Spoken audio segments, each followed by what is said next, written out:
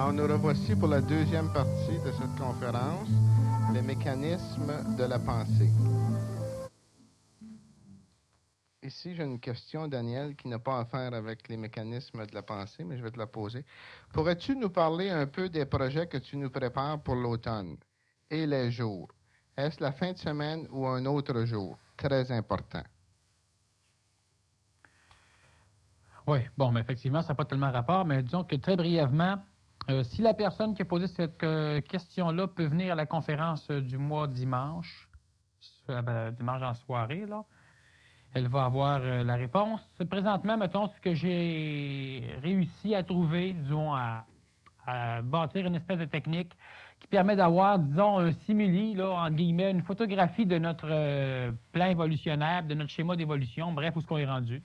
Fait qu'on peut voir clairement où on en est au niveau physique, au niveau vital, au niveau astral, au niveau mental, puis au début, disons, au début du niveau du mental supérieur. Et puis à partir de là, ben, c'est ça, il y a des espèces de cours très condensés, c'est-à-dire des cours où tu n'es pas là pour étirer ton temps, mais tu es là pour réellement apprendre. Des cours pratiques, ça va être juste pratique en plus des conférences. Et ça va se donner, je ne sais pas encore si ça va se donner les fins de semaine ou les soirs, mais cet automne, ça va s'organiser. De toute façon, il va sans doute y avoir plus qu'une personne pour donner les cours, c'est-à-dire que moi, je vais former du monde, puis c'est possible qu'on puisse donner, qu'on puisse s'adapter pas mal à ce qui va à la demande. Ouais. Fait que je pense que... Mais tel qu'on avait parlé, ça va probablement être le mercredi soir, je pense. Pour commencer, oui, sans Pour doute. partir, Mais par après, ouais. il peut y avoir d'autres soirs, puis ça peut être aussi les fins de semaine. Oui. Lorsque tu vis une expérience et que ton énergie s'exprime principalement en émotivité, que tu observes ce qui se passe et que tu conscientises cette émotivité, que fais-tu avec cette émotivité? L'émotivité? Laisse-moi non lire la question, tu me fais faire des Ça, choses. l'émotivité? La réprimes-tu et en subir les conséquences ou Et point qu'est-ce que tu as fait avec d'interrogation? l'émotivité? Là, tu l'as-tu réprimé? Ben non, tu en as subi les conséquences. Ben, je pense que j'en ai subi une partie des conséquences, mais tu m'as pris par surprise. C'est ça. Alors, lorsqu'on vit une expérience et que notre énergie s'exprime principalement en émotivité, ben, si elle s'exprime principalement en émotivité, on en subit toujours les conséquences. Par contre, il y a des conséquences qui sont positives pour l'homme et des conséquences qui sont négatives pour l'homme. Parce que, en termes français, une conséquence, c'est pas nécessairement une chose négative. On l'a subi, ben, il faut s'entendre. L'émotivité vit l'expression émotive et le mental, donc l'intellect, subit l'expression émotive. Et l'être, l'homme, ça, je vais revenir sans doute cet automne sur ce qu'est l'homme, l'être. Vis-à-vis de la pensée. C'est ça. Parce que, justement, la pensée, on l'a juste fait on a juste tour, effleuré la pensée.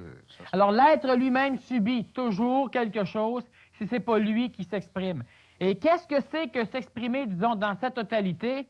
Bien, évidemment, ça veut dire avoir une condition physique adéquate à l'expression.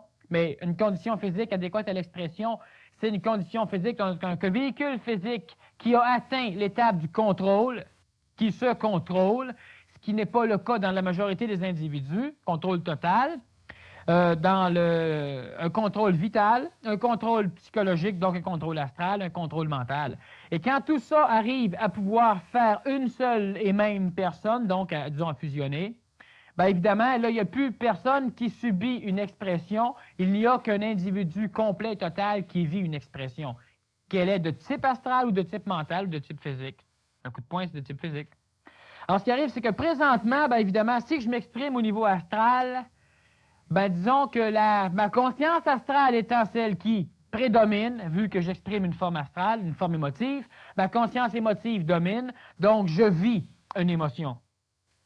Pourquoi? Parce que dans mes mémoires qui va rester, la trace qui va rester de l'événement va être une trace d'un vécu d'émotivité. Donc, j'ai vécu l'émotion.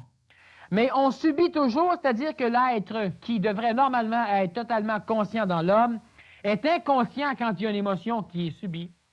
Mais il peut arriver un temps où l'homme va être capable de, disons, pas de faire semblant d'exprimer une émotion, mais ça peut ressembler à ça.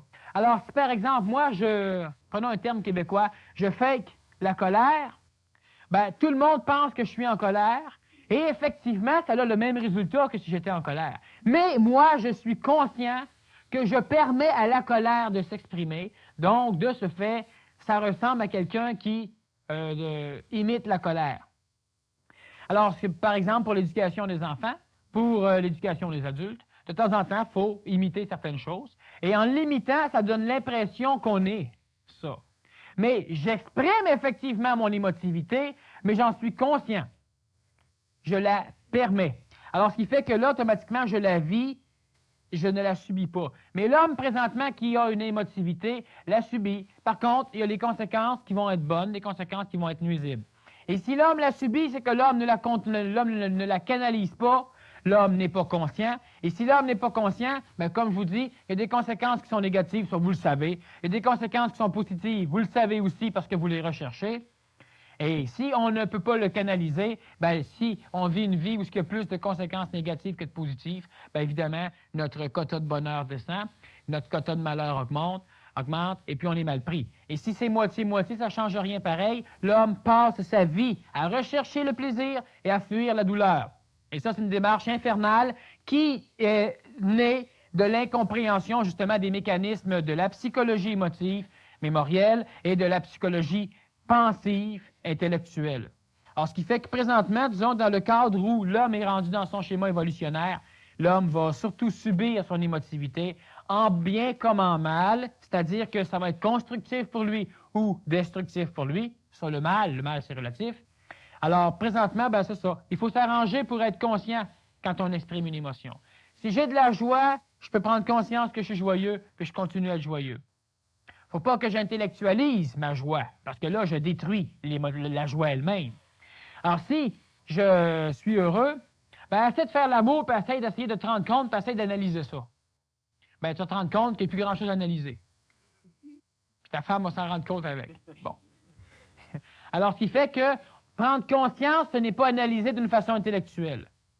Vous savez que vous êtes vivant, mais si vous essayez d'étudier le fait que vous êtes vivant, vous étudiez ce qui a été mémorisé dans vous, dans votre vécu. Mais si vous voulez réellement prendre conscience que vous êtes vivant, il ne faut pas vous essayer de l'analyser. Parce que quand on analyse quelque chose avec l'intellect, c'est bon, parce que ça nous permet d'être efficace. Disons que présentement, c'est la seule clé qu'on a pour être réellement efficace, à part le hasard. Bon, puis le hasard, hein, entre guillemets. Alors, ce qui fait que pour être totalement, disons, efficace, il faut pouvoir penser, et la pensée, elle est bonne, mais elle a les défauts que tout à l'heure je vous parlais, quand je vous exprimais le fait que le mur était jaune, que la banane était jaune, donc que la banane était mûre. Alors, c'est que c'est une intelligence qu'il faut justement, auquel il faut apporter une certaine attention, mais il ne faut jamais et jamais prendre au sérieux cette intelligence-là. Parce que sans ça, on croit en des dieux qui ne nous amènent rien. Si le médecin rentre dans la salle d'opération et vous avez un appendicite, il devrait vous faire une appendicectomie, vous ôtez l'appendice, puis que le médecin se met à genoux et commence à prier pendant 2 heures, bien, il y a des fortes possibilités qu'un autre chirurgien doive le remplacer pour régler votre problème. Alors, c'est ça. Pendant longtemps, l'homme a prié. Juste pour vous donner un exemple, on parle souvent que la prière, c'est bon. Je fais un petit détour de rien, là.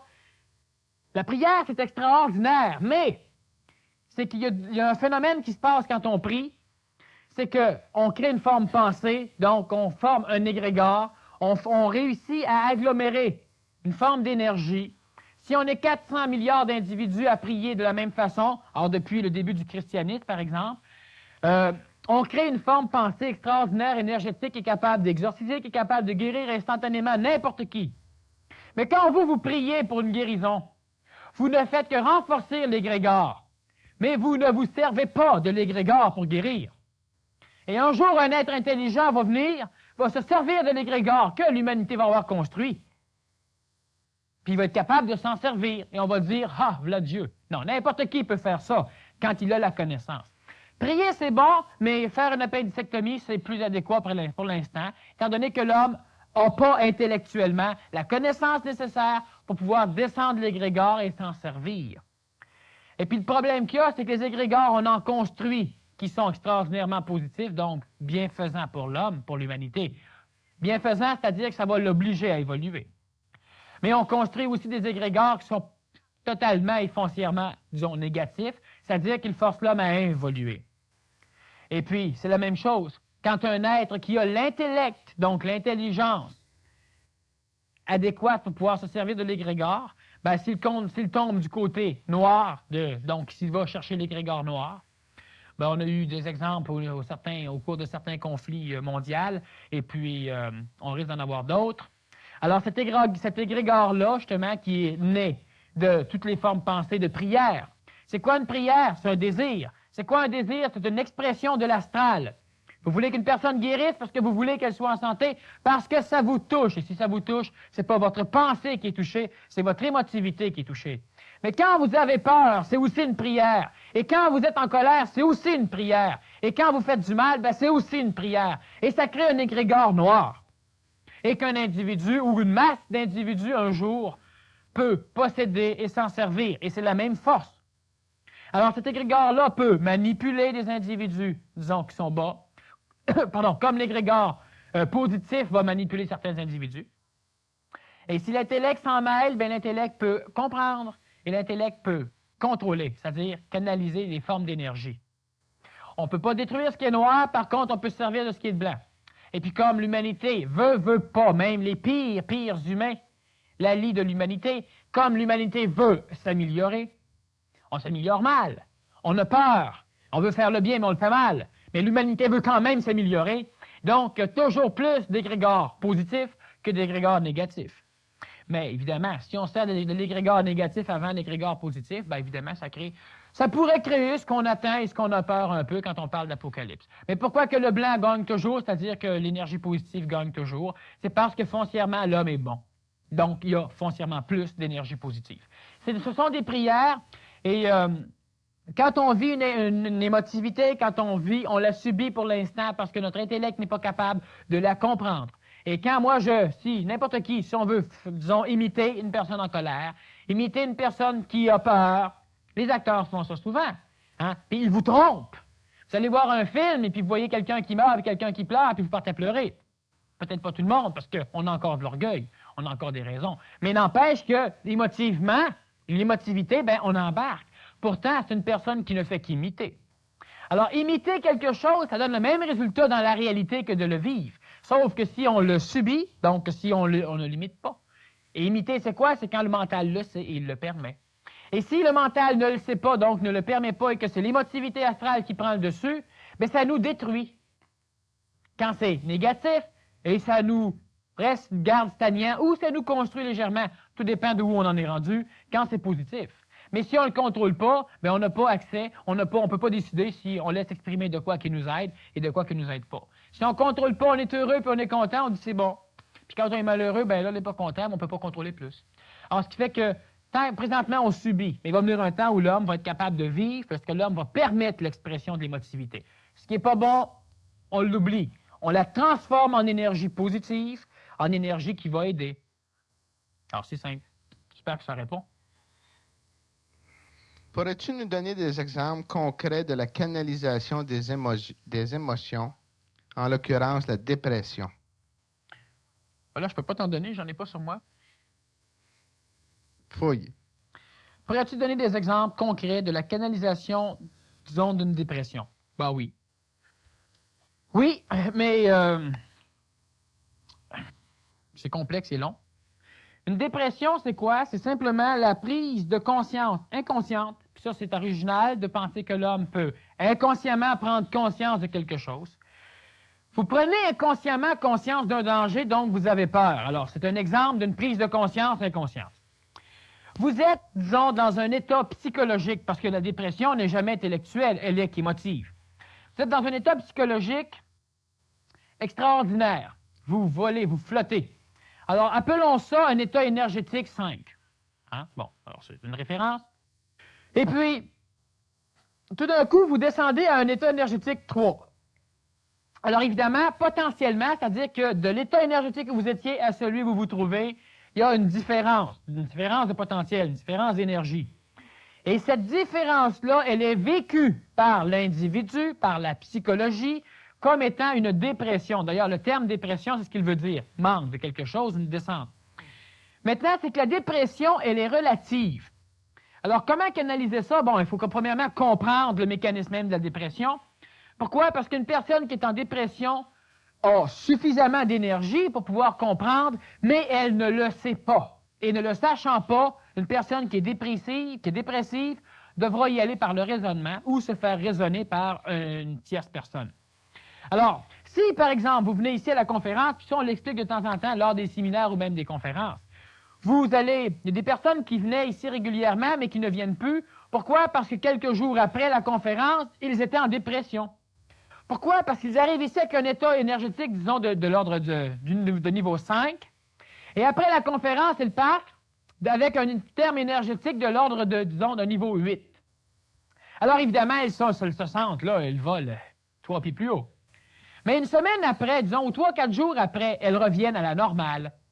Donc, du niveau 8, elles redescendent au niveau 5, ce qui est normal pour eux. Mais la différence de potentiel leur donne l'impression psychologique qu'ils viennent d'être en dépression. Ils n'ont plus d'énergie. Ils sont down, hein? Ils ne comprennent pas pourquoi. Mais ils sont revenus normaux. Mais par rapport à leur départ, justement, avant de redevenir normal, ben, ils ont une dépression. Puis je parle d'énergie, mais c'est exactement ça, une dépression psychologique. Vous n'avez pas l'énergie pour la surmonter. Vous vous ennuyez, vous n'avez pas l'énergie de faire de quoi. Alors, une dépression, ben, si la personne est en début de dépression, elle peut se la raisonner. Donc, si l'intellect prend le dessus, l'émotivité ne viendra pas s'exprimer. Une dépression, ce n'est pas un manque d'énergie. C'est l'inconscience de la totalité, ou du moins, ou de la quantité d'énergie qu'on a, et on ne se croit plus capable, on ne voit pas le potentiel d'énergie qu'on a, puis on se pense plus bas que ça. On est en dépression parce qu'on est épuisé. Pour bien des raisons. C'est complexe, pourquoi? Parce qu'on pourrait faire une conférence complète sur la dépression. Pourquoi? Parce qu'il y a différentes formes de dépression, il y a différentes causes à la dépression, elles se règlent toutes de la même façon. Mais si j'explique juste la solution, je peux le faire. D'ailleurs, je vais le faire. Mais ça peut ne pas être compris par une personne qui vit une forme de dépression. Pourquoi? Parce que je n'ai pas expliqué ou elle n'a pas la compréhension, justement, du chemin qu'elle a pris pour arriver à cette dépression-là. Alors, si moi, je suis déprimé, bien, c'est toujours la même chose qu'il faut faire, c'est l'observation.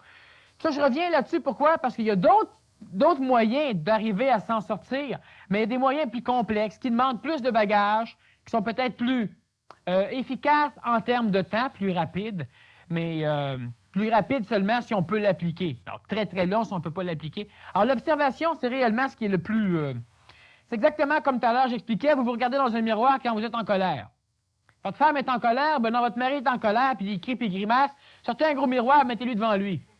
Bien, évidemment, si l'orgueil est plus puissant, il va falloir qu'il brise le miroir. C'est d'ailleurs ce qu'il va faire qu'empressement. Sinon, ben, il va partir à rire. Parce qu'imaginez-vous qu'on a l'air fou en mots, t'as dit. Quand on gueule, on ne se reconnaît pas, ben c'est pas nous autres non plus, c'est pas notre personnalité dominatrice qui est là, c'est une personnalité colérique. Alors quand on est dépressif, si tu regardes dans un miroir physique, ben tu peux te déprimer encore plus, évidemment, parce que ça va juste confirmer ce que tu penses.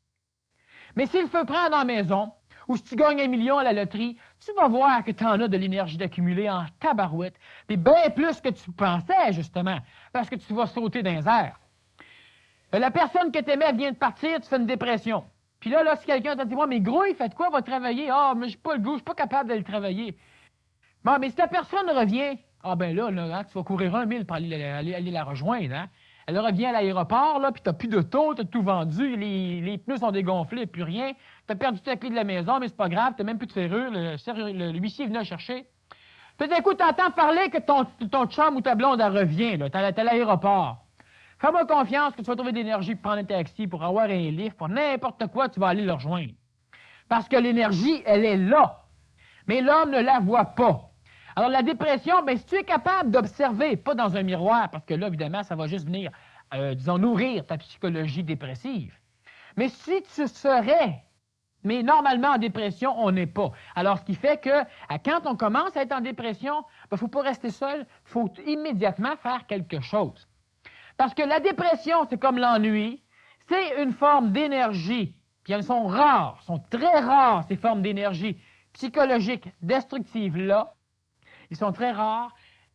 C'est une forme d'énergie qui est capable de s'auto-engendrer sans avoir besoin de stimulation extérieure. Ce que je veux dire par là, c'est que si tu as peur, c'est parce qu'il y a une raison. Alors, si tu entends un bruit, tu as plus peur. Mais à un moment donné, si tout redevient normal, tu n'as plus peur. C'est correct. Mais si tu t'ennuies, ben même si tu allumes la télévision, ben il n'y a rien d'intéressant à aucun poste. Il n'y a pas de radio. Tu appelles chez le voisin, il n'est pas là.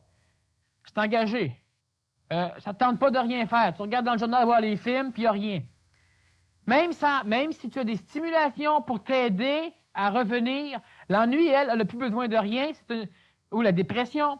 C'est quelque chose, à un moment donné, qui va amener l'individu à fermer ses contacts avec l'extérieur, puis là, l'énergie va grossir à l'intérieur de lui. C'est pour ça que, normalement, une dépression, on a besoin d'une aide extérieure. Il ne faut donc pas s'enfermer, parce que c'est ça le problème de la dépression ou de l'ennui. La dépression elle-même, si on peut s'observer, mais c'est très rare qu'un individu dépressif peut s'observer lors d'une dépression, parce qu'il l'aurait fait avant la dépression. Alors, canaliser une dépression, on peut aider un individu dépressif à canaliser sa dépression, mais nous autres même, quand on est avancé dedans, ben c'est ça, sortez, venez en conférence, allez voir Indiana Jones, faites n'importe quoi, mais faites de quoi. Et quand vous allez redevenir normal, si présentement vous n'êtes pas en dépression, ou si vous êtes une dépression qui est mineure, c'est-à-dire que votre faculté intellectuelle est encore apte à fonctionner, bien là, c'est le temps de vous observer. Vous essayez simplement de voir à quoi vous ressemblez à l'intérieur. Qu'est-ce que vous avez de l'air? Puis à un moment donné, vous allez partir à rire. Mais si vous vous regardez, puis vous vous trouvez encore plus laid, c'est simplement parce que ce n'est pas l'intellect qui regarde, c'est votre émotivité qui essaye de se voir pour pouvoir nourrir son expression, donc pour pouvoir nourrir sa dépression. Il faut que le mental s'observe, le mental puisse voir ce qui se passe. Moi, j'ai tel âge, j'ai telle condition physique, j'ai toujours fait telle affaire, j'ai déjà eu des passes pires que ça, je les ai bien surmontées. Ça, c'est l'intellect qui est en train de fouiller dans les mémoires pour essayer de bâtir quelque chose. Puis là, présentement, ben, il m'arrive juste ça, puis je suis tout, bon. Quand je vais marcher sur le Mont-Royal, je me sens mieux. Quand j'ai des petites affaires, mais là, ça ne me tente pas. Mais qu'est-ce qui ne vous tente pas? C'est qui ne veut pas bouger? C'est votre pensée. C'est votre pensée émotive. Quand vous êtes couché, là, puis que vous vous sentez paresseux, le cadran sonne. Fait que là que vous l'éteignez, et puis là, vous pensez à tout ce que vous avez à faire aujourd'hui, puis ça ne vous tente pas de vous lever, hein? Mais ce n'est pas le corps qui est paresseux, c'est votre pensée qui est paresseuse. Et la pensée qui est paresseuse, c'est une pensée qui ne veut pas, c'est une pensée émotive, pas une pensée intellectuelle. On maudit souvent l'homme d'affaires parce qu'il réussit, mais lui, il se sert souvent de sa pensée intellectuelle. Ça, il ne tente pas de se lever non plus. Mais c'est logique qu'il se lève pour faire ça. Après ça, il va prendre des vacances. Fait qu'il se lève. Mais la pensée émotive, elle ne veut pas vous faire lever. Mais c'est elle, justement, qui vous contrôle, c'est elle qui amène la dépression. Si tu regardes du niveau intellectuel, donc si tu regardes avec la pensée intellectuelle, la pensée mentale, bien, il n'y a pas de dépression, il n'y a pas de dépression qui va apparaître. Il n'y a pas d'ennui qui va apparaître. Il n'y a pas de paresse qui va apparaître. Il n'y a pas quoi que ce soit qui va apparaître. Parce que la pensée ordonnée de l'intellect règle ses propres problèmes d'une façon logique. C'est pas logique d'avoir peur. C'est pas logique d'être paresseux. Non. La dépression, elle se canalise surtout à ses débuts ou par quelqu'un qui peut aider une personne en dépression. Mais si votre mental peut voir que quand vous allez prendre une marche sur le Mont-Royal de temps en temps, ça vous fait du bien, mais ça ne vous tente pas. Mais c'est votre psychologie émotive qui ne veut pas bouger. C'est elle qui s'ennuie. C'est elle qui est dépressive. Alors là, c'est simplement ce qu'on appelle un petit peu la volonté. L'énergie, vous l'avez, bien, servez-vous-en. Fait que vous vous levez, vous prenez vos deux jambes, vous prenez tout ce qu'il vous faut, puis vous sortez, puis c'est bien plate, puis vous sortez, puis à un moment donné, ben, c'est moins plate, puis c'est de moins en moins plate. Pourquoi? Parce que votre émotivité va finir par s'exprimer dans le contemplement des oiseaux, des barbottes dans le lac des castors, dans quelque chose d'autre, ce qui fait qu'à un moment donné, au lieu de s'exprimer dans sa dépression ou dans son ennui, elle finit par s'exprimer dans d'autres choses, et elle doit s'exprimer. Alors, l'émotivité va s'exprimer.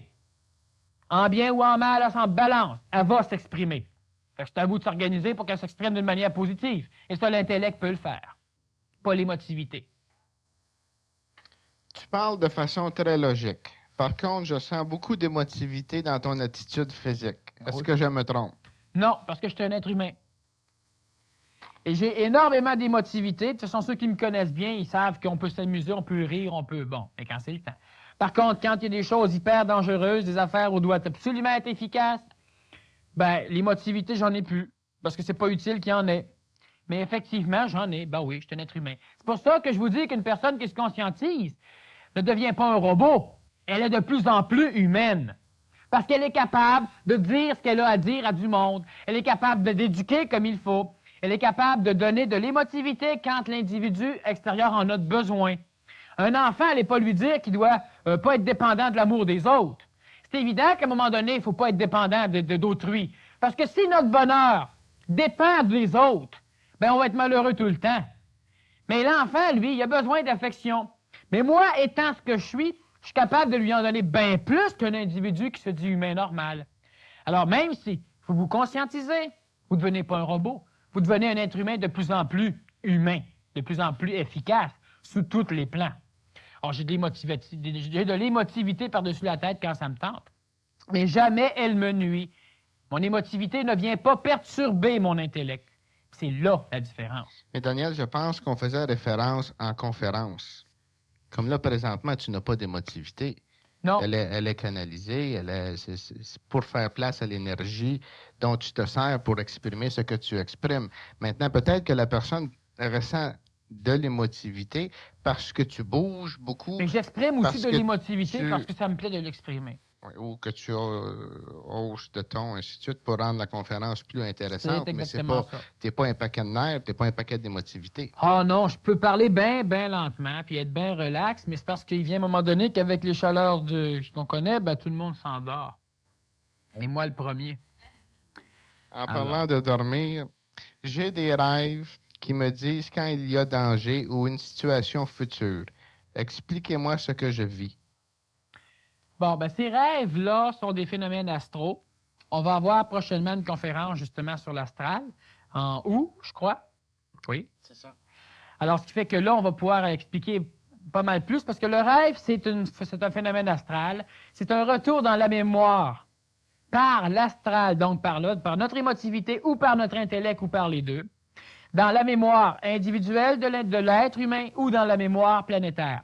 Et quand on a les rêves, justement, qui sont prémonitoires, c'est des rêves, c'est de type astral, et ce sont des rêves qui peuvent s'avérer vrais comme des rêves qui peuvent s'avérer faux. Et n'importe quel de ces rêves-là, c'est un signe. Mais moi, ça me tenterait de répondre simplement qu'on ne devrait pas se fier jamais à un rêve comme ça. On devrait toujours être attentif. Alors, pas parce que tu viens de rêver que tu étais pour avoir un accident avec ton auto qu'il faut que tu conduises plus prudemment. Tu devrais toujours conduire plus prudemment. Hein? Alors, c'est pas parce que tu as un avertissement à un moment donné qu'il faut que tu changes ton phénomène de vie. Parce que la journée que tu n'auras pas d'avertissement et que c'est supposé arriver, ben, tu vas être faite. L'être qui est efficace, c'est un être à qui on n'a pas besoin de donner de message parce que cet être-là est continuellement attentif. Tu ne peux pas être plus attentif parce que tu es attentif au maximum de tes capacités. Alors, ce qui fait que le rêve prémonitoire, qu'est-ce qui se passe au juste? C'est que dans l'astral, c'est une mémoire. Et présentement, ben, l'astral lui-même, en gros, qu'est-ce qui se passe au niveau du rêve, au niveau de la planète? Moi, je parle, les murs ici enregistrent tout ce que je dis, enregistrent toutes les impressions qui se passent dans la salle. La matière, elle enregistre très bien. Ici, on a un appareil technologique adéquat, on est capable de relire la matière. Alors, c'est pourquoi que maintenant, on a des cassettes, hein, c'est de la matière qui enregistre, on a des appareils photo, on a des vidéos, on a tellement de choses. Alors, la lumière qui transporte de l'information, c'est de la matière énergétique, mais c'est de la matière quand même qui a une mémoire. Et il faut juste avoir l'appareil pour la relire. Alors, ce qui arrive, c'est que vous, ce que vous faites, la personne ou bien n'importe qui, quand vous allez dans votre rêve, quand vous vous placez en contact avec l'astral totalement, ben vous allez simplement lire, parce que vous êtes un appareil extraordinaire pour lire l'astral.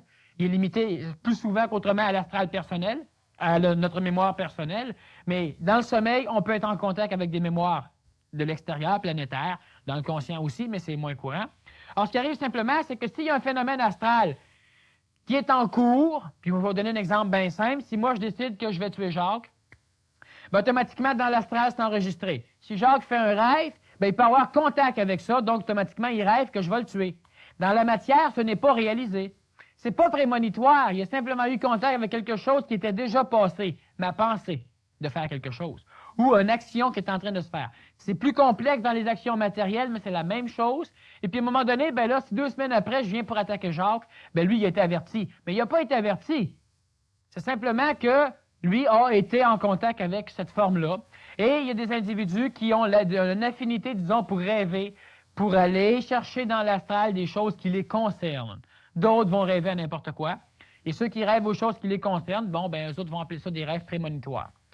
Alors, la seule forme ou sorte, alors la forte ou la forme, alors la seule forme ou sorte de rêve qui n'est pas de type astral, c'est le rêve initiatique, puis ça, il n'y a pas d'individu présentement, disons, dans la masse qui vit ça. Mais on va faire une conférence directement là-dessus plus tard, c'est quand même assez compliqué et pas mal intéressant. Comment surmonter une frustration qu'on exprime en gourmandise? Bien, évidemment, si on est intellectuel, c'est-à-dire que si on est capable de raisonner, ça donne certaines choses. Maintenant, l'émotivité psychologique veut s'exprimer pareil par des désirs, par des angoisses. Pour l'instant, c'est pas d'arrêter de manger parce que s'il y a une frustration, c'est simplement d'observer ce qui se passe quand on se sent frustré. Alors, observer, c'est quoi? Puis c'est un phénomène qui est bien simple. Là, j'ai une réponse qui est peut-être courte, là, mais essayez-la, vous allez voir que ça fonctionne très bien. Ça prend le temps que ça prend, par exemple. C'est que quand vous vous sentez frustré, ben, il faut voir, il faut vous observer. Qu'est-ce que vous avez de l'air quand vous vous sentez frustré? Hein? Et puis, si vous avez faim pareil, ben, vous bouffez. Essayez au moins de prendre des choses qui sont bonnes pour votre santé. C'est déjà plus intelligent. Du céleri, quelque chose dans le genre. Hein? Je pense pas que la frustration vous porte nécessairement à manger des Midwest. Je pense qu'on peut manger d'autres choses. Alors, ce qui fait comme que la frustration porte quelqu'un à taper dans un mur, bon, ben, qu'elle s'achète un paquet de styrofoam, puis qu'elle se fasse un mur en styrofoam, c'est moins dommageable pour le point. Alors, il y a moyen quand même, disons, en attendant, temporairement, de rendre ça plus efficace pour notre corps. Le corps étant en meilleure santé, donc le cerveau va travailler plus, parce que le cerveau va avoir une meilleure oxygénation, meilleure circulation, ben, il y a bien des compréhensions mentales. Tout à l'heure, je vous expliquais que le mental avait besoin du cerveau pour pouvoir s'exprimer. Et ça l'amène l'importance, justement, de la condition physique de l'être humain qui veut se transformer. Un être humain qui a un corps physique inadéquat, qui mange inadéquatement, qui respire inadéquatement, qui vit inadéquatement, ben, a un cerveau inadéquat. Qui est bon? Parce que vous allez dire, oui, mais moi, là, malgré tout ce que je fais, là, je suis capable de... Imagine-toi ce que tu ferais avec ton cerveau si tu serais en parfaite santé. C'est comme ceux qui fument, par exemple. Ben, moi, je peux courir 1 000 pareil. Oui, mais imagine-toi sans fumer, qu'est-ce que tu ferais? Ah, mais mourir de ça ou d'autres choses. C'est vrai. Tu mourras de la cigarette. Moi, je vais mourir de d'autres choses, mais je vais mourir en santé. Tout ça va passer 5 ans être malade avant. C'est ça la différence. Alors, ce qui arrive, c'est que la gourmandise ou n'importe quelle forme d'expression d'un besoin comme ça, tu le règles pas en... Tu vas arrêter de fumer? Ben, peut-être. C'est intelligent. Fume des cigarettes moins fortes en nicotine. Fume... Bon, tu sais, il y a des moyens de préparer notre corps physique à pouvoir plus facilement régler le problème, parce que le mental va pouvoir le régler sur l'émotivité. Bon, mais changez de marque, faites de quoi? On mange, mais mangez des choses au moins qui vont purifier votre corps, qui vont aider votre corps, qui vont faciliter la digestion de votre corps, ou du moins qui vont être facilement digérables par votre corps. C'est déjà une solution intelligente, intellectuelle. Et par après, ben, ayez un cerveau plus adéquat pour fonctionner. Ça paraît pas. Vous allez me dire, ouais, mais c'est pas juste un peu plus d'oxygène qui va faire de quoi? Ben oui, parce que prenez de la boisson, c'est que vous allez remplacer bien des choses dans votre sang. Vous allez amener des choses qui vont perturber. Ben regardez ce que ça donne un individu qui a bu. Puis un seul verre d'alcool perturbe énormément. Alors quand on mange ou quand on consomme bien des choses, on finit par trouver que c'est normal. C'est ma condition normale. Non, c'est pas normal, pas votre condition normale. Peut-être normale, mais pas naturelle, en tout cas. Alors, ce qui fait qu'au début, ben, il faut essayer de canaliser notre gourmandise vers des choses qui sont consommables, disons, au moins naturellement, qui sont bonnes pour notre santé. Et là, on va être capable de s'observer d'une façon plus claire et plus nette. Faites du yoga de bord, puis continuez à bouffer, au moins vous allez apprendre à respirer. Faites des marches. Il faut aussi préparer notre corps physique. C'est par le corps physique qu'on a connaissance de l'extérieur et on doit vivre notre vie expérientielle à partir de notre véhicule physique. Si ce véhicule physique-là n'est pas en condition, bien évidemment, il y a bien des problèmes d'autres ordres qui ne peuvent pas être résolus ou qui vont être résolus de peine et de misère. Alors, on s'observe, ben, c'est-à-dire qu'on observe simplement comment on est quand on est frustré. À un moment donné, on va réellement découvrir ce qui se passe, ça va disparaître tout seul. Mais même quand c'est disparu la frustration, si on a l'habitude de manger, on va continuer à manger. Puis on pensait qu'on mange encore parce qu'on a notre frustration. Puis on n'est plus frustré. On est frustré de devoir arrêter de manger, peut-être, mais on n'est plus frustré, c'est ça qui nous porte à manger. Alors, c'est pour ça que l'individu doit se surveiller. Parce que bien souvent, il y a des personnes qui vont voir des médecins pour des problèmes. Problème irréglé, la personne continue les mêmes manies. L'émotivité te rend asthmatique. Tu n'es plus émotif, tu es encore asthmatique, tu as l'habitude d'être asthmatique. Alors, c'est une autre forme de chose. Alors, ce qui fait qu'en prenant soin de notre corps physique, et puis en s'observant, puis en étant attentif, c'est le mental qui doit surveiller la chose. Il va découvrir des choses, énormément de choses. C'est comme ça qu'on peut faire ça. Pas en voulant arrêter de manger, pas tout de suite, ça ne sert à rien, vous allez être pris. Canalisez ça vers des bonnes choses. Observez-vous, votre cerveau va de plus en plus être prêt. Il y a bien des affaires qui disparaissent tout seuls. Maintenant, faites attention. Êtes-vous frustré et vous mangez pour ça? Ben non, si la frustration n'existe même plus, puis vous mangez par habitude. Ou parce que vous avez besoin de sécurité. Alors, la bouche, elle bouge, parce que l'homme, dans son évolution, découvre à un moment donné, quand il est petit, le monde par la bouche. Hein, les enfants portent tout à leur bouche. Et puis, c'est sécuritaire. Pourquoi? Parce que quand on a des espèces de stimuli, comme la faim, ben, quand on tète, quand on est bébé, automatiquement, on n'a plus de problème. Alors, il y a un moment donné où ce que l'homme n'a plus de problème psychologique quand il tète. Quand il fume, c'est une forme de tétage. Quand il mange de la gomme, des bonbons. Quand il mange, quand il suce son crayon, puis il y en a tant d'autres. Alors, il y a un moment donné, c'est une forme de rassurance. Mais si, évidemment, ce qu'on fait intoxique le corps, puis par après, il y a aussi une dépendance corporelle. Mais faites attention à la frustration qui vous amène à faire quelque chose et à l'habitude qui va continuer de vous pousser à faire la chose, même si l'affaire est disparue. Lorsque tu observes, Daniel, est-ce que la compréhension du phénomène qui se passe annule l'habitude? S'il y a une observation totale, ça annule l'idée de faire, ou ça annule l'emprise que l'habitude sur toi, mais pas l'habitude. Alors, pour Faut que tu certaines prennes l'habitude personnes, de ne plus avoir cette habitude-là. alors pour certaines personnes, ça peut se passer très rapidement. Oui. S'il y a compréhension du phénomène. Ah oui, oui, oui, oui. Mais il faut Alors- que tu le revives tous les fois qu'il se passe la même chose. C'est normal. La vie, c'est vivant, c'est pas mortel. C'est pas mémoriel. Tu as réglé un problème de peur, mais tu n'as pas réglé ta peur pour le restant de tes jours. Tous les fois que tu vas avoir peur, il va falloir que tu t'observes et la peur disparaît. Il y a un moment donné que ça se fait, disons, c'est quand même assez lent, mais disons dans l'espace d'un millième de seconde. Alors toi, mémoriellement parlant, tu penses que tu n'as plus peur. Mais la peur revient, mais automatiquement, tu as installé un réflexe mental au lieu d'avoir des réflexes psychologiques. Et tu n'as pas peur. Pourquoi? Parce qu'elle est effacée du moment qu'elle apparaît. Les frustrations, c'est la même chose. Mais tu ne règles pas une habitude en comprenant. Tu règles l'habitude, toi, une fois que tu viens pour... C'est réglé. 2 heures après, c'est encore réglé. Mais tu as encore l'habitude. La mémoire, tu le ramènes, et le mental prend l'habitude de tout de suite s'interposer pour observer. Ça, c'est une habitude, ça, c'est ridicule, ça n'a pas d'allure, c'est ça, puis l'annule.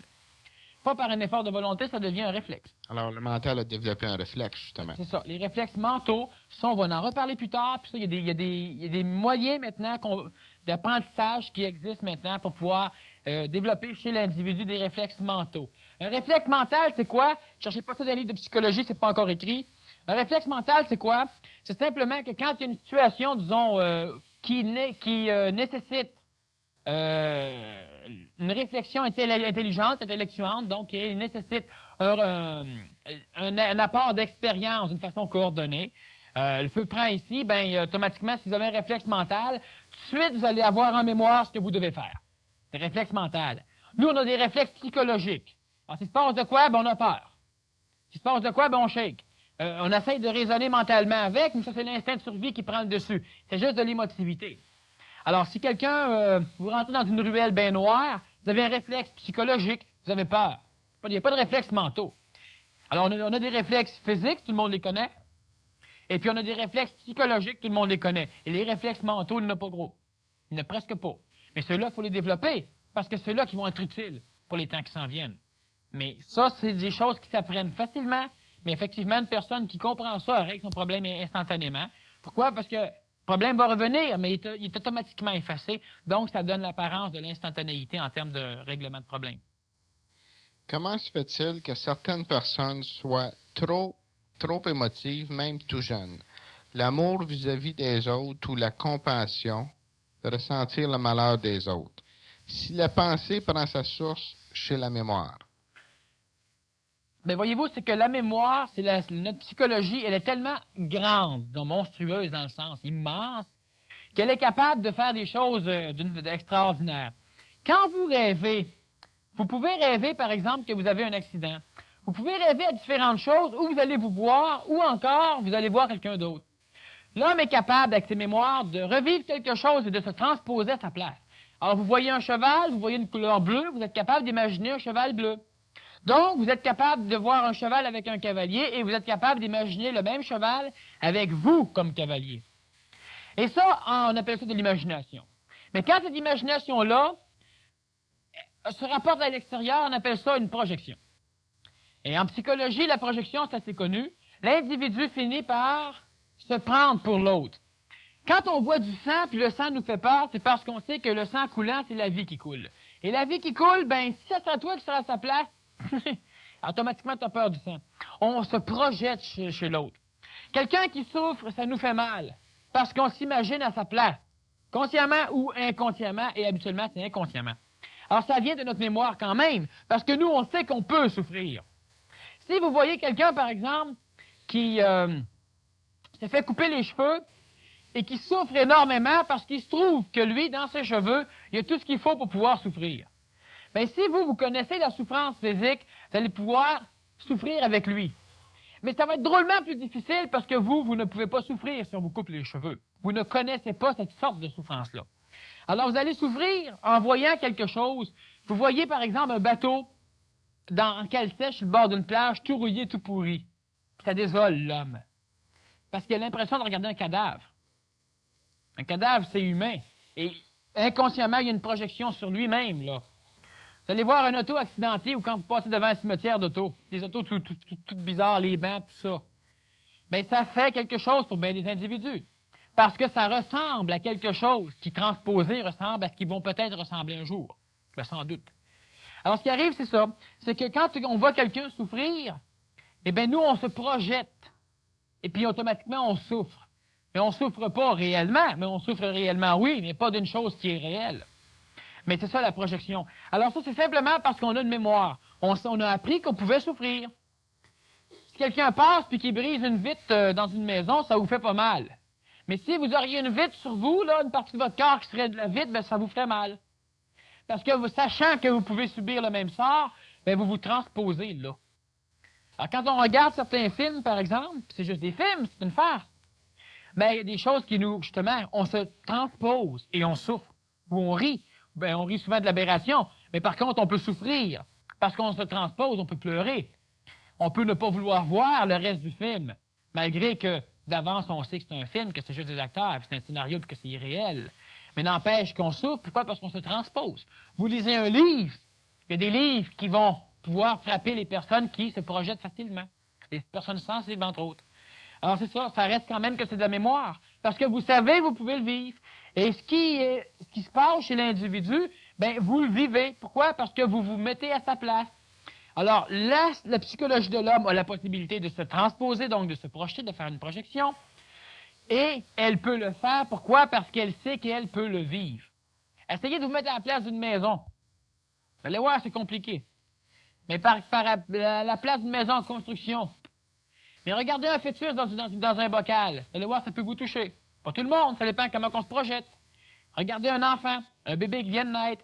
Il y a bien des choses. Si c'est dans votre mémoire, si ça peut aller avec quelque chose qui concorde avec votre mémoire, vous allez être capable de vous projeter, de vous transposer, là. Et ça, on n'a pas toute la même, disons, facilité ou la même merde, disons, à être transposé ou à se projeter. Mais c'est ce qui amène les douleurs et les malheurs chez les individus. Et c'est typiquement parce que c'est mémoriel. Parce qu'on sait qu'on peut subir le même sort. Sinon, ça ne dérange plus. Ici, il y a 3 questions sur la même feuille, Daniel. D'après vous, plus une personne est émotive, plus son mental est perturbé? Question. Bon, non. Par contre, plus la personne est émotive, et moins le mental a de prise sur l'individu. Le mental n'est pas nécessairement perturbé. Par contre, si le mental veut contrôler, donc plus le mental devient développé et que la psychologie est développée, le mental va vouloir prendre le dessus et la psychologie aussi. Là, le mental va être perturbé. Mais ce qui arrive plus souvent qu'autrement, c'est que le mental est carrément mis à côté puis c'est l'émotivité qui embarque. Alors, la personne qui a énormément d'émotivité ne perturbe pas nécessairement son mental. Par contre, le mental n'a pas d'affaire là. Alors, la personne, c'est une personne, justement, qui a des gros problèmes. Une personne qui est extrêmement émotive, des fois, elle le regrette souvent. On pense que c'est une qualité, mais c'est une qualité qui amène des maudits problèmes bien souvent, ça, d'être émotif, d'être trop émotif. Alors, ce qui fait que la personne même, tu vas perturber ton mental quand tu as la capacité mentale de pouvoir faire un travail et que l'émotivité embarque dedans. Là, il est perturbé. Mais ça, il ne faut pas nécessairement une grosse psychologie ou une grosse astrale pour ça. Alors, plus tu as de la psychologie, plus tu as de l'astral, donc plus tu as de mémoire, plus tu as la possibilité d'exprimer de la mémoire, mais plus aussi tu as de la possibilité d'avoir un mental fort, parce que lui dépasse ses mémoires. C'est juste le travail qui se fait entre les deux qui va amener les perturbations. Alors, c'est pas nécessaire de plus tu as d'émotivité, moins le mental est là, mais c'est pas que le mental est perturbé nécessairement. Mais quand il y a des luttes entre les deux, oui. Puis là, quand il y a des luttes entre les deux, c'est là que l'homme souffre.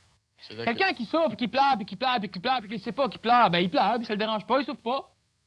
Mais quand tu sais que tu pleures, puis tu sais qu'il se passe de quoi, puis que tu sais mentalement qu'il vient de se passer de quoi, puis que l'émotivité veut s'exprimer, puis que toi, tu veux pas, tu veux régler ça, c'est là que l'homme souffre. Tu vas voir ton boss, puis tu shakes, tu transpires tes mains, tout. Moi, tu sais, il faut que tu lui serres la main. Le mental, il veut pas, mais l'astral, il s'exprime pareil. L'homme, il souffre.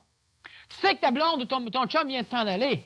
Puis toi, tu sais que tu devrais bâtir ta vie, mais tu n'es pas capable, tu broyes. C'est là que tu souffres. L'individu qui ne sait pas, il ne sait pas. Mais l'homme ne veut pas, il est poussé à savoir. Puis quand l'homme commence à savoir, là, il souffre. Là, le mental est perturbé par l'émotivité. C'est là qu'on souffre, mais c'est là qu'il faut qu'on s'en sorte. Où placez-vous le raisonnement? Le raisonnement, il y a deux formes de raisonnement. Un qui est logique, donc dans le mental, un qui est illogique, donc dans la psychologie émotive, donc dans l'astral. C'est là que je place le raisonnement. Que pensez-vous des gens qui pensent illogique? Pensent-ils? Une personne qui pense d'une façon illogique, c'est une personne qui est prise par son émotivité astrale, donc par sa psychologie astrale, qui, elle, se prend pour le mental. Tout à l'heure, j'ai fait un petit détour là-dessus. Alors, ce qui arrive, c'est ça. C'est que si ma psychologie, moi, je vais jouer à M. Spock. Alors, M. Spock, dans Patrouille du Cosmos, là, dans Star Trek, là, alors vous avez une petite idée, là. Je suis un robot, dont M. Spock. Alors, ce qui arrive, c'est que lui a réponse à tout, logiquement. Alors, si moi, je me prends pour un autre, donc je me prends au sérieux, il ne faut jamais prendre au sérieux. Il faut faire sérieusement des choses. Il ne faut pas se prendre au sérieux. Alors, ce qui arrive, c'est que si je me prends au sérieux, moi, je devrais avoir réponse à n'importe quoi. Il va-tu pleuvoir dehors? Ah oui, il va pleuvoir. C'est bon. Tu sais, mais tu es sûr de ton coup. Alors, ce qui arrive, c'est qu'à un moment donné, tu vas même aller à dire des choses illogiques par rapport à un intellect plus fort que le tien, qui, lui, est capable d'analyser logiquement. C'est pas voler ce que j'ai fait là. Les compagnies sont toutes riches puis nous volent. Mais ça, c'est pas le cerveau logique qui travaille. Ce qui travaille là, c'est notre émotivité qui se prend pour le mental. Quand une personne émet des choses illogiques, c'est son émotivité qui joue un jeu. Ou c'est juste l'émotivité qui s'exprime en manipulant le mental, ou c'est l'émotivité qui se prend pour le mental et qui s'exprime. C'est juste ça qui se passe. Mais un mental, c'est toujours logique. Et une logique mathématique. Quelle est la différence entre l'émotivité et la sensibilité? Alors ça, c'est extraordinaire. Ça, je sais de qui ça vient. On a parlé en séminaire, et puis l'émotivité, disons que brièvement, c'est très, très, très vaste. La sensibilité, c'est la possibilité qu'a un être évolutionnaire, donc l'homme, entre autres, la possibilité ou la capacité qu'a un être évolutionnaire de pouvoir avoir des émotions, de pouvoir percevoir des émotions, et c'est là l'important, de pouvoir percevoir des émotions, ce qui fait qu'on reste humain. Si quelqu'un a peur, tu le sais. Si ton émotivité embarque, tu es émotif et tu risques d'avoir peur toi aussi, ou de rire de lui, pour te défendre ton émotivité. Si tu es sensible, tu peux percevoir la peur, le mental l'analyse, et le mental va faire en sorte que toi, tu puisses poser une action pour pouvoir aider, c'est-à-dire pour pouvoir éliminer le problème qui est dans l'autre. Et ça, c'est une forme de travail encore émotif, mais c'est quelque chose qui est contrôlé par l'intellect et qui est très extraordinairement constructif par l'être humain. L'être humain, à un moment donné, reste sensible, mais n'est plus émotif. C'est-à-dire que quand il est émotif, il imite l'émotivité normale de l'homme, et l'homme pense qu'il est normal, et l'homme pense qu'il a de l'émotivité. Mais l'être sensible, c'est un être qui est capable de percevoir, hein, puis il faut être sensible, mais de là être émotif, c'est d'autres choses. Alors, sensibilité, émotivité, disons que c'est presque la même chose, mais sensibilité, c'est quand c'est intelligent. Et l'émotivité, c'est quand c'est aberrant ou aberré, parce que c'est pas l'intellect qui le contrôle, l'émotivité sort n'importe quand. Quand tu pas le temps d'avoir peur, puis que tu as un phénomène qui te stimule la peur, tu as peur. Si tu es sensible, tu es capable de connaître le langage de l'émotivité des autres. Parce que l'individu s'exprime par la parole, mais l'individu s'exprime aussi par son corps et s'exprime par tout ce qu'il peut émettre. Et la sensibilité nous permet justement de pouvoir, et ça c'est astral, mais là c'est un raffinement de l'émotivité, c'est quelque chose de bon dans l'homme parce que c'est intellectuellement dirigé, c'est intelligent, et ça nous permet d'être encore bien plus humain que le pauvre humain qui est émotif, que parce que tu lui dis qu'il a un gros nez, il te saute d'en face, ben c'est un être humain animal. Quelqu'un qui est sensible, et quand on parle sensible, c'est pas quelqu'un qui dit que tu as un gros nez et qui part à broyer. Ça, c'est de la sensiblerie. Ouais, disons que c'est la sensiblerie. C'est pas la sensibilité qu'on veut parler. La sensibilité que je parle, c'est la qualité, comme la sensibilité physique, c'est pas que « ouch ». Non, c'est je suis capable, les yeux fermés, de toucher quelque chose et de lire, de percevoir. C'est de cette sensibilité-là que je parle.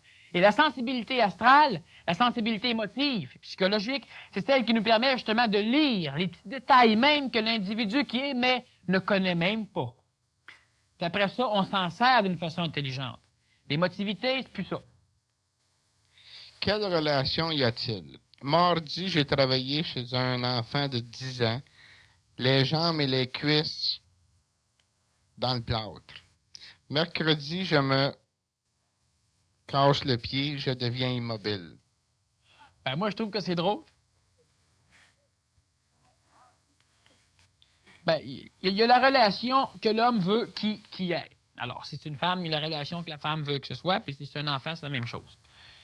On cherche souvent des relations dans des choses où il n'y a pas de relation. C'est-à-dire que le fait, par exemple, qu'une personne a un accident avec son auto, ben, elle venait de s'acheter une nouvelle paire de souliers. Les souliers qui sont rouges. Tout le monde sait que le rouge, ça excite. C'est peut-être ces souliers rouges qui ont fait qu'elle a eu son accident. Bon. Il y a des individus comme ça qui recherchent toujours une raison, une explication. Et ça, c'est le raisonnement émotif.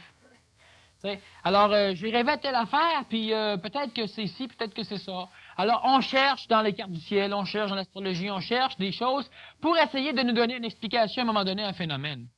Ben non, moi, j'ai travaillé à Sainte-Justine longtemps, j'ai transporté du monde qui était en arrêt cardiaque, j'ai fait bien des choses, puis j'ai jamais vécu ça. Alors, c'est simplement, c'est ça. Faut pas chercher la leçon. Faut pas chercher à comprendre, disons, la relation. La leçon, elle n'a pas rapport à une relation. Elle a rapport à vous. Alors, s'il y a une leçon à chercher, c'est à l'intérieur de votre vivant. Comment vous prenez ça? Ben, c'est là la leçon. Comment vous chiolez quand vous marchez avec ça? Ben, c'est là la leçon. Pas de savoir la relation qu'il y a avec... il aurait pu porter le même nom. Puis, il y a bien des relations qu'on fait, mais qui servent à rien à l'être humain. Qui ne servent à rien. Puis, ce qui sert à rien, ben, ça sert à rien. Puis, ce qui sert à de quoi, ça sert à quelque chose. Alors, la relation, il n'y en a pas. Mais par contre, vous pouvez en profiter en tabarouette pour pouvoir développer votre équilibre. Marche en béquille, trop. Pour pouvoir vous étudier dans ce phénomène-là qui est vivant. Bien, c'est là qu'il faut en profiter. Pas la chercher quelle est la relation entre un phénomène et un autre phénomène. Ça, c'est ridicule. Quand il pleut, puis vous sortez, puis vous glissez, bien, c'est pas à cause qu'il y avait une trop grosse concentration d'acide dans la pluie. Ou que tu as pris ta douche la veille. C'est ça, ou que tu as pris ta douche la veille. C'est simplement que tu as glissé, puis il pleuvait. Tu aurais pu glisser, puis il n'y aurait pas plu. Tu sais, c'est simple de même. Lorsqu'on voit un défaut chez quelqu'un, on dit qu'on est devant son miroir. Cela veut dire quoi? Est-ce qu'on a une mémoire de ce qu'est ce défaut? Est-ce qu'on l'exprime soi-même dans notre comportement? Bon, oui. Plus souvent qu'autrement, la personne qui juge autrui se juge elle-même, sauf qu'elle ne le sait pas. Alors, le défaut, les choses qu'on... L'homme enseigne le mieux et le plus ce qu'il a le plus besoin d'apprendre. Et s'il l'enseigne, c'est parce qu'il le sait déjà. Mais il ne sait pas qu'il le sait. La semaine dernière, on a parlé de la parole qui était d'or, qui était justement un très bon moyen de découvrir ce qu'on savait déjà.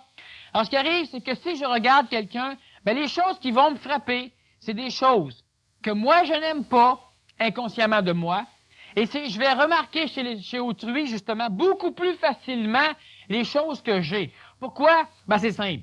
C'est que l'homme ne peut connaître, de par ses mémoires, que ce qu'il a déjà expérimenté. Et l'homme sait expérimenter. L'homme connaît ses problèmes. L'homme, il sait expérimenter. C'est en mémoire, ses problèmes. Mais on ne les voit pas. Par contre, on peut découvrir facilement chez autrui ce qu'on sait déjà.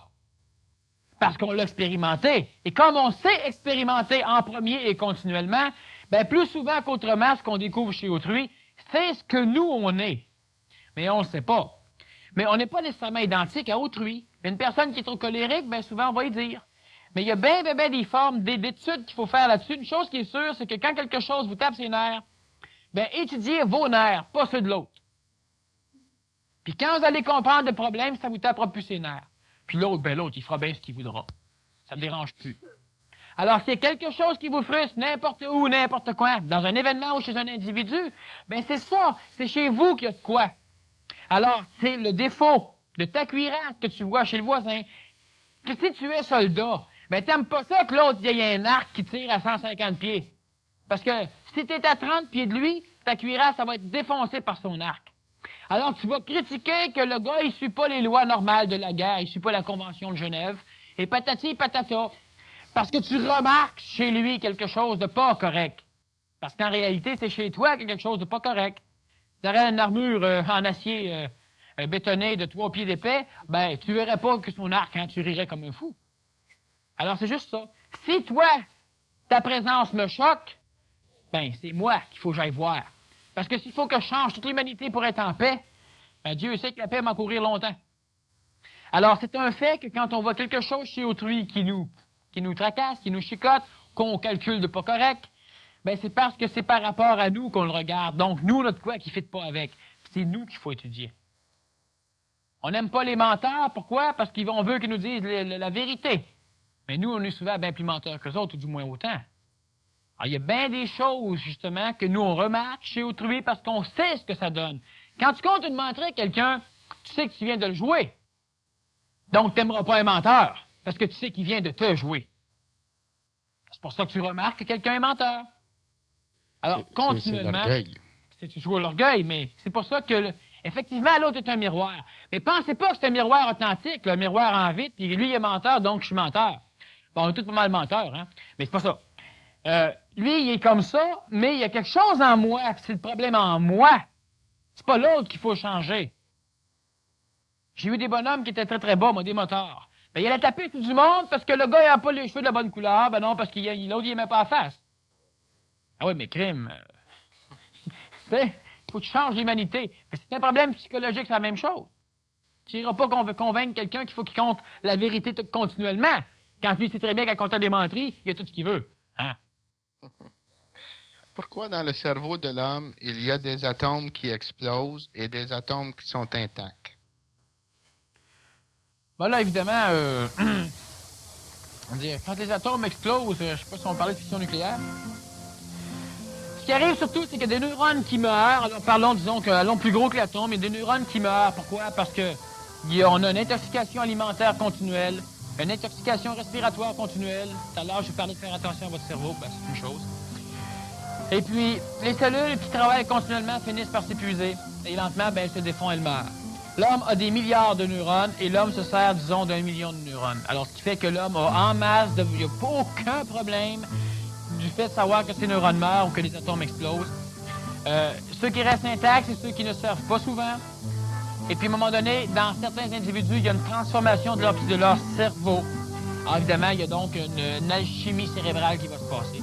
Mais encore là, c'est un domaine très, très, très, très, très long à expliquer parce que là, il faut rentrer dans d'autres plans que la pensée. Ça n'a pas rapport à la pensée, ça a rapport à l'intelligence active ou au cerveau, donc au plan physique. Alors, sur ce, on termine la conférence, Daniel. Je te remercie beaucoup.